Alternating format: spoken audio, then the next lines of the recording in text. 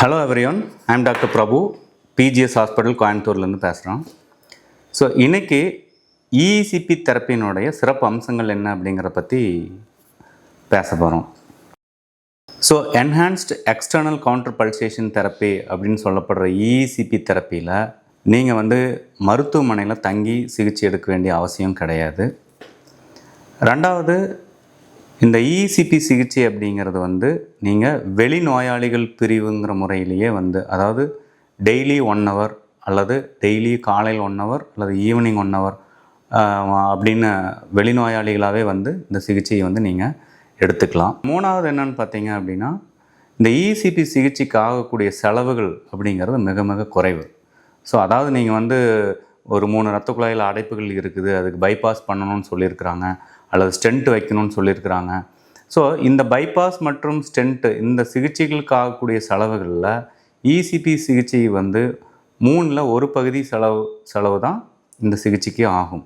ரெண்டாவது, இசிபி சிகிச்சையில் எந்த விதமான உங்களுக்கு ஒரு அறுவை சிகிச்சைகள் இதில் செய்யப்படுறது கிடையாது. இது முற்றிலும் கம்ப்ளீட்லி நான் இன்வேசிவ் ட்ரீட்மெண்ட்டு, நான் சர்ஜிக்கல் ட்ரீட்மெண்ட்டு.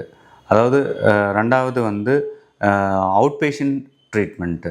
ஸோ இது கம்பேரிட்டிவ்லி அறுவை சிகிச்சைகளையும் ஸ்டென்ட் போன்ற சிகிச்சைகளை காட்டிலும் இஇசிபி அப்படிங்கிறது பெட்டராகவே பார்க்கப்படுது.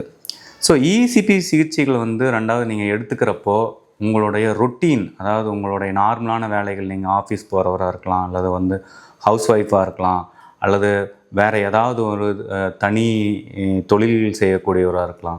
ஸோ அந்த மாதிரி இருக்கிறவங்களுக்கு இதில் என்னென்னு கேட்டிங்கன்னா, உங்களுடைய வாழ்வாதாரங்கள் பாதிக்காத வகையில் இந்த ட்ரீட்மெண்ட்டுக்கு நீங்கள் செலவிடக்கூடிய நேரங்கள் மிக மிக குறைவானது. ஆல்ரெடி சொன்னது போல் டெய்லி 1 மணி நேரம் மட்டும் இந்த சிகிச்சைக்கு நீங்கள் செலவிட வேண்டியது வரும். ஸோ இந்த ட்ரீட்மெண்ட்டும் எடுத்துக்கலாம், ரொட்டீனாக உங்களுடைய நீங்கள் அன்றாடம் பண்ணக்கூடிய வேலைகளையும் பார்த்துட்டே இந்த சிகிச்சையை மேற்கொள்ளலாம். இன்ஃபேக்ட் நீங்கள் மற்றதெல்லாம் அந்த மாதிரி கிடையாது. நீங்கள் ஒரு ஸ்டென்ட் வச்சிங்க அப்படின்னா மினிமம் 3 வீக்ஸ் நீங்கள் ரெஸ்ட் எடுக்க வேண்டியது வரும். அதுக்கப்புறமே 1 month நீங்கள் பெரிய வேலைகள் கடினமான வேலைகள் செய்யக்கூடாது. அந்த மாதிரி செஞ்சிங்கன்னா அது போஸ்ட் ஆப்ரேட்டிவ் காம்ப்ளிகேஷன்ஸ்னு சொல்லக்கூடிய ரீஸ்டினோசிஸ், அந்த ஸ்டென்ட்லேயே மறுபடியும் அடைக்கலாம். அல்லது பைபாஸ் பண்ணாலும் அதே மாதிரி தான். ஒரு மினிமம் 3 to 6 months நீங்கள் கம்ப்ளீட்லி ரெஸ்ட் எடுக்க வேண்டியது வரும். அதே மாதிரி இசிபி சிகிச்சையில் பார்த்தீங்க அப்படின்னா மினிமம் எவ்ரிடே, அதாவது ஃபஸ்ட்டு சிட்டிங்லேருந்தே உங்களுக்கு ரிசல்ட் தெரிய ஆரம்பிக்கும். இருந்தாலும் ஒரு 5வது சிட்டிங்கிலிருந்து ஒரு 15வது சிட்டிங் நீங்கள் எடுத்துகிட்டு இருக்கிறப்ப என்ன ஆகுனா ஒரு நல்ல வித்தியாசங்களை உங்களுக்கு உணர முடியும். ஒரு 18லிருந்து 35 சிட்டிங் எடுக்கிறப்போ உங்களுக்கு கம்ப்ளீட் ரெக்கவரி அப்படிங்கிற ஒரு ஸ்டேஜ் நீங்கள் அடையலாம். ஸோ இதுக்கு பார்த்தீங்கன்னா ஒரு மேக்ஸிமம் 6 வீக்ஸில் இந்த ட்ரீட்மெண்ட் நம்ம கம்ப்ளீட் பண்ண முடியும். ஸோ அதில் ஒரு நல்ல பெட்டர்மெண்ட் உங்களுக்கு கிடைக்கும். இதோட முக்கியமான விஷயம் என்னென்னு கேட்டிங்கன்னா, இந்த இசிபி சிகிச்சைகள் அப்படிங்கிறது ஒரு தனி அறையில் ஏசி ரூமில் தான் செய்யப்படுது. ஸோ அப்போ நீங்கள் என்ன பண்ணலாம் அப்படின்னா, இசிபி சிகிச்சை எடுத்துகிட்டு இருக்கிறப்பவே ஒரு நல்ல தியானம் அல்லது மியூசிக் போன்றவற்றை நீங்கள் கேட்கலாம், மெடிடேட் பண்ணலாம். ஸோ இது மூலிமா என்னென்னா இசிபிக்கு கிடைக்கக்கூடிய ரிசல்ட் அப்படிங்கிறது ரொம்ப நல்லா கிடைக்கும். ஸோ அதே மாதிரி இசிபியினுடைய முன்னேற்றம், அதாவது இசிபி சிகிச்சை எடுத்துக்கிறப்போ உங்களுக்கு நெஞ்சு வலி குறையலாம், மூச்சு திணறல் இருக்காது. அதே மாதிரி உங்களுடைய எக்ஸசைஸ் டாலரன்ஸ்னு சொல்லுவோம். ஸோ நீங்கள் ஒரு குறிப்பிட்ட தூரத்துக்கு நடக்க முடியாமல் இருக்கிறவங்க இந்த இசிபி சிகிச்சை எடுத்துகிட்டு இருக்கிறப்போ நீங்கள் ஃபஸ்ட்டு ஒரு 30 minutes வித்தவுட் எனி டிஸ்கம்ஃபர்ட் நடக்கலாம். அல்லது ஒரு 10 சிட்டிங் 12 சிட்டிங் போகிறப்போ 1 கிலோமீட்டர் 2 கிலோமீட்டர் கூட உங்களால் நடக்க முடியும். ஸோ அந்த மாதிரி நீங்கள் நடக்கிறப்போ இந்த ஒரு முன்னேற்றத்தை நீங்கள் உணர்றப்போ நீங்கள் என்ன பண்ணணும் அப்படின்னா, இந்த இசிபி சிகிச்சையில் நாங்களே என்ன சொல்லுவோம்னா, காலையில் ஒரு 30 minutes வாக்கிங் போங்கன்னு சொல்லுவோம்.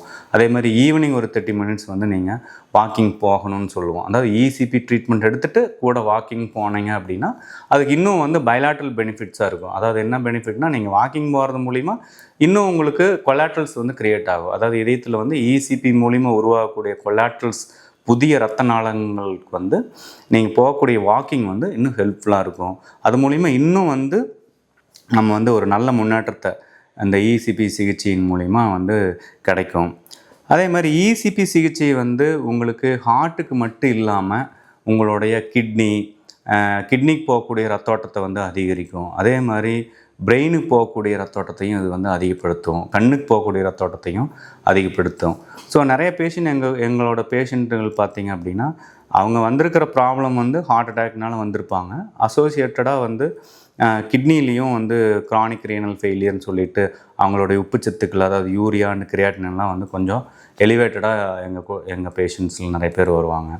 ஸோ இசிபி எடுக்கிறப்போ அதுவும் இம்ப்ரூவ் ஆகும். ஃபார் எக்ஸாம்பிள் வந்து இப்போ யூரியாலாம் வந்து மோர் தென் 100 இருக்குது, கிரியாட்டினின் எபோவ் 4 அல்லது 5 இருக்குது அப்படின்னா அதுவும் வந்து நல்லா டிராஸ்டிக் இம்ப்ரூவ்மெண்ட்டை நம்ம வந்து பார்க்க முடியும்.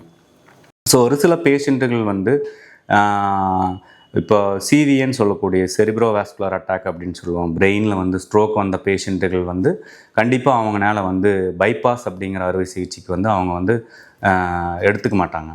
ஸோ அந்த மாதிரி பேஷண்ட்டுகள் வந்து இசிபி தாராளமாக எடுத்துக்கலாம். ஸோ இப்போ அது ஸ்ட்ரோக் வந்த பேஷண்ட்டுக்கு இசிபி 100% கொடுக்க முடியும். ஸோ அந்த மாதிரி 2 பிரச்சனைகளோ அல்லது 3 பிரச்சனைகளோட வர்றவங்களுக்கு பார்த்திங்கன்னா ஹார்ட் ப்ராப்ளமும் சரியாகும், ஸ்ட்ரோக்னால் வந்த பாதிப்புகளும் வந்து நல்ல இம்ப்ரூவ்மெண்ட் வரும். ஃபார் எக்ஸாம்பிள் வந்து நிறைய பேர்த்துக்கு வந்து ஒரு சைடு வந்து வீக்னஸாக இருக்கலாம், கை கால்கள் வீக்னஸாக இருக்கலாம், அல்லது கால்கள் நடக்க முடியாமல் இருக்கலாம், அவங்களுடைய பேச்சுக்கள் வந்து தடுமாற்றங்கள் இருக்கலாம், ஒரு மாதிரி ஸ்லரிங் ஸ்பீச்சுன்னு சொல்லுவோம், வாயில் வந்து குளறலாம். ஸோ இது எல்லாமே வந்து இசிபியில் வந்து நல்லா வந்து ஒரு இம்ப்ரூவ்மெண்ட் கிடைக்கும். அதே மாதிரி இதய அடைப்புகள் இந்த இசிபியில் அப்படின்னு என்னென்ன, நீங்கள் ஒன்ஸ் ஒரு கோர்ஸ் எடுக்கிறீங்க அப்படின்னா இதில் வந்து சர்ஜரியோ மற்றது பண்ணப்படலைங்கிறது ஆல்ரெடி நாங்கள் நிறையா வாட்டி சொல்லியாச்சு. ஸோ இதில் என்னென்னா திரும்பவும் உங்களுக்கு அடைப்பு வராமல் நீங்கள் வந்து பார்த்துக்க முடியும். எப்படி பார்த்துக்க முடியும்னா, இப்போ ஃபார் எக்ஸாம்பிள் ஒரு கோர்ஸ், அதாவது 35 சிட்டிங்ஸோ 40 சிட்டிங்ஸோ நீங்கள் எடுத்ததுக்கப்புறம் எங்களுடைய அட்வைஸ் படி நாங்கள் வந்து என்னென்னா எய்தர் மந்த்லி 2 சிட்டிங்ஸ், அதாவது பூஸ்டர் டோசஸ்ன்னு சொல்லுவோம். அதே மாதிரி அப்படி இல்லை உங்களை மந்த்லி 2 சிட்டிங்ஸ் வர முடியலையா அப்படின்னா ஒரு 6 மந்த்துக்கு அப்புறம் இந்த 40 சிட்டிங்ஸ் கம்ப்ளீட் ஆனதுக்கப்புறம் நீங்கள் வந்துட்டு ஒரு 5 சிட்டிங்கோ அல்லது 10 சிட்டிங்கோ எவ்ரி 6 மந்த் ஒன்ஸு நீங்கள் இதை வந்து எடுத்துகிட்டே இருந்தீங்க அப்படின்னா இதயத்தில் வந்து திரும்ப அடைப்புகள் வராது. ரெண்டாவது, உங்களுடைய பாதிக்கப்பட்ட இதயம், அதாவது வந்து எல்வி டிஸ்ஃபங்க்ஷன் அப்படின்னு சொல்லுவோம், ஹார்ட் ஃபெயிலியர் ஸ்டேஜுக்கு நீங்கள் போயிருந்துருக்கலாம், அல்லது அதெல்லாமே வந்து ரொம்ப நல்ல விதத்தில் வந்து இம்ப்ரூவ் ஆகும். எல்வி டிஸ்ஃபங்க்ஷன் அப்படிங்கிறது இப்போ உங்களோட இஜெக்ஷன் ஃப்ராக்ஷன் அப்படிங்கிறது வந்து ஒரு 20 அல்லது 25 30 50 கீழே எந்த ஒரு சதவீதமாக இருந்துச்சுனாலும் அது வந்து மேக்ஸிமம் உங்களுக்கு வந்து நார்மல் வர்றதுக்கான பாசிபிலிட்டிஸ் நிறையா இருக்குது. ஸோ இந்த இசிபி ட்ரீட்மெண்ட்டில் வந்து உங்களுடைய பம்பிங் திறன் மேம்படும். அதே மாதிரி உங்களுடைய எக்ஸசைஸ் டாலரன்ஸ் வந்து இம்ப்ரூவ்மெண்ட் கிடைக்கும். நீங்கள் உங்களுடைய ரொட்டீனை வந்து இன்னும் பெட்டர்மெண்ட்டாக இருக்கலாம், குவாலிட்டி ஆஃப் லைஃப் வந்து பெட்டர்மெண்ட்டாக இருக்கும். இதில் வந்து எந்த ஒரு போஸ்ட் ப்ரொசீஜர் காம்ப்ளிகேஷன் சொல்லக்கூடிய எந்த பக்க விளைவுகள் வந்து கிடையாது. ஸோ நீங்கள் இசிபி வந்து ஒரு எங்களை மாதிரி ப்ராப்பரான ஒரு டாக்டர்னுடைய அட்வைஸ் படி ப்ராப்பராக எடுத்துகிட்டு அதனுடைய ஃபாலோஅப்ஸ் வந்து நாங்கள் சொல்கிற மாதிரி கரெக்டாக எடுத்துகிட்டு அது கூட ரெகுலராக எடுத்துக்கூடிய ஒரு சில மருந்துகளையும் நீங்கள் கரெக்டாக சாப்பிட்டு வந்துட்டு இருந்தீங்க. இது கூட வந்து உங்களுடைய நார்மலாக ஃபார் எக்ஸாம்பிள் வாக்கிங் அல்லது மெடிடேஷன், யோகா, இந்த மாதிரி மூச்சு பயிற்சிகள் இதெல்லாம் நீங்கள் செஞ்சுட்டு வந்தீங்க அப்படின்னா கம்ப்ளீட்லி உங்களுடைய கொரோனரி ஆர்டரி டிசீஸ் அப்படிங்கிறது வந்து ரிவர்ஸ் பண்ண முடியும். ஈவன் டாக்டர் டீன் ஆர்னிஷ் சொன்னது மாதிரி 0%க்கே நம்ம கொண்டு வர முடியும் அப்படிங்கிறது வந்து நிறைய இடத்துல வந்து இது நிரூபிக்கப்பட்டிருக்குது. ஸோ இந்த மாதிரி நீங்கள் கரெக்டான முறையாக இந்த ட்ரீட்மெண்ட் எடுத்துட்டிங்க அப்படின்னா இசிபி அப்படிங்கிறது வந்து கண்டிப்பாக பைபாஸ் மற்றும் மற்ற அறுவை சிகிச்சைகள் ஸ்டென்ட்டுகளுக்கு கண்டிப்பாக ஒரு மாற்று என்றே கூற முடியும்னு சொல்லி நன்றி தெரிவிச்சுக்கிறேன். நன்றி.